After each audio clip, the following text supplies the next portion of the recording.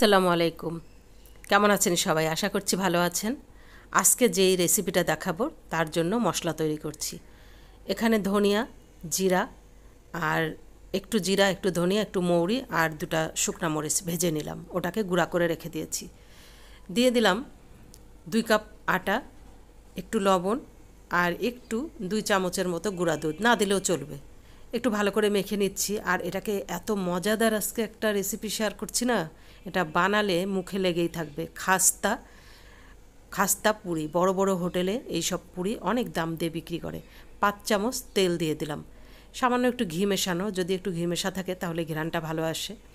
তো ওটাকে আমি হালকা পানি দিয়ে খুব ভালো করে, যেমন পরোটা বানায় ওইভাবে করে মেখে রেখে দিয়েছি ঢেকে।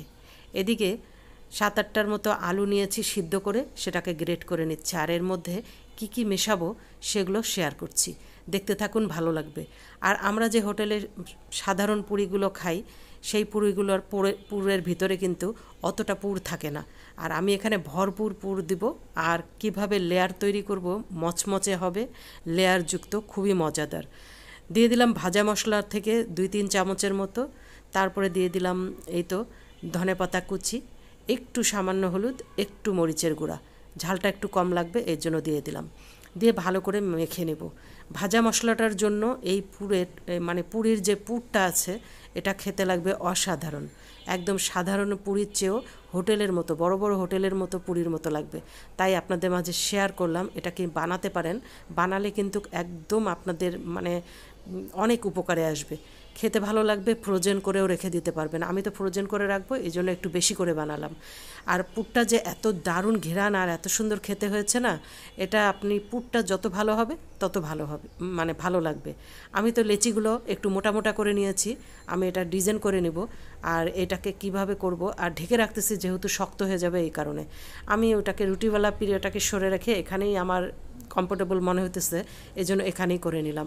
একটা রুটির উপরে ওখানে একটা লেয়ার তৈরি করেছি, না করলেও চলবে, আপনারা একটু তেল আর একটু আটা ছিটিয়ে দিলেই হবে। আমি তেল আর আটাটাকে একসঙ্গে মিশিয়ে নিয়েছি সুবিধার জন্য।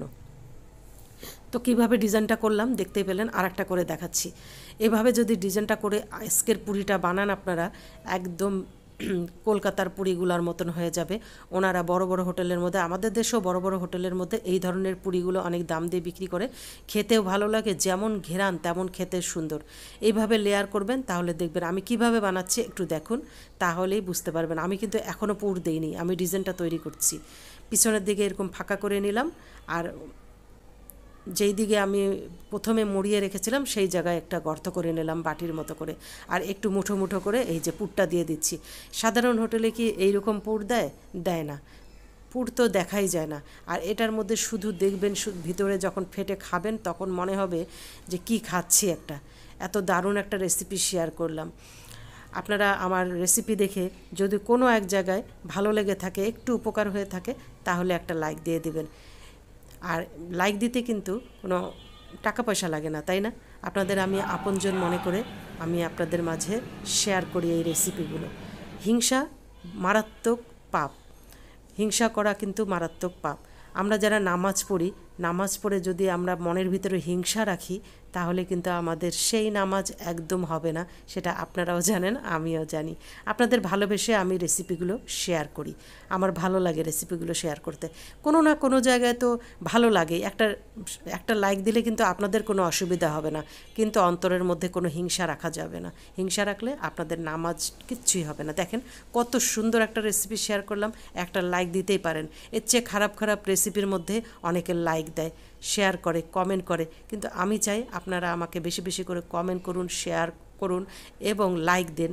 আপনারা আমার আপনজন হয়ে যান, ভালোবেসে যান। ভালোবাসলে নিজের মনটাও ভালো লাগে।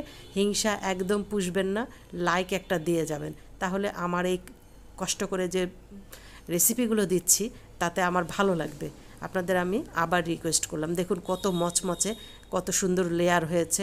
এইভাবে বানিয়ে খাবেন। আমি খুব সাধারণভাবে দেখাই, বড় বড় রেসিপিগুলোর মধ্যে বেশি ঝামেলা হয়, তাই আমি যেটা সাধারণভাবে দেখাই, ঘরোয়াভাবে আমরা যেটা করতে পারি সেটাই দেখেন।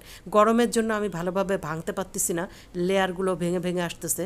আল্লাহ হাফেজ, আপনারা সবাই খুব ভালো থাকবেন আর এভাবেই বানিয়ে খাবেন। আল্লাহ হাফেজ।